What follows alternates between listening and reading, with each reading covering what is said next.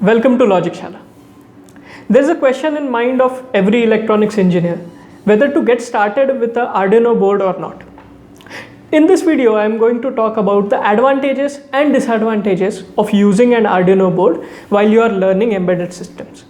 Now, suppose you want to make a prototype or you have a concept in mind which you want to design with the help of microcontroller, then Arduino or similar prototyping boards are the best option. The reason being, if you have a look at a prototyping board, right now I have a Arduino Uno prototype board.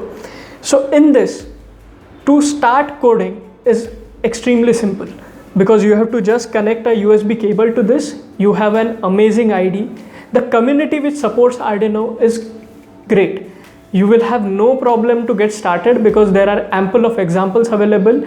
The way and the style in which an Arduino code can be written is pretty simple, although it follows embedded C style of coding, but because of the libraries and the way it is designed, it becomes extremely simple to get started.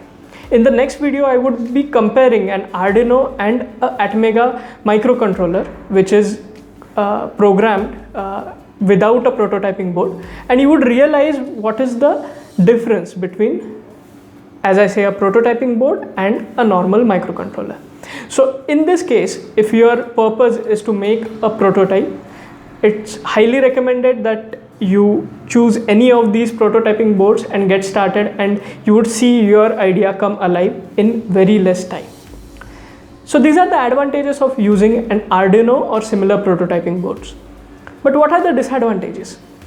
Because you might have heard many professors saying that you should start with a basic microcontroller. So if you come from a software background, you would see the difference between working on a framework and working with a programming language. So generally when you start with a framework, many times you might lose the basic concept because the framework is so easy that it creates an abstraction for you and you would never get the deeper insights. So in case you are really passionate about entering into embedded systems, I would recommend that you start with Arduino. That's not an issue, but whatever you make in an Arduino board, for example, let's take a simple blinking of LED, you try to achieve the same with a standalone microcontroller. Now how to do this? I would be making videos on this as well. Please let me know in the comments what exactly do you expect from such videos. Just to conclude this video, the disadvantages of Arduino board is, this is a Atmega 16 microcontroller. Now I have used a breadboard to get started with this. Now when I have to blink a simple LED, it will take a long time. It will take 4 or 5 days to get started.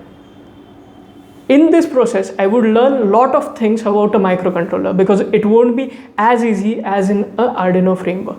So I would have to go through the data sheet of microcontroller. I would understand how resistors work, and in all this I would create a deeper understanding of how microcontrollers function.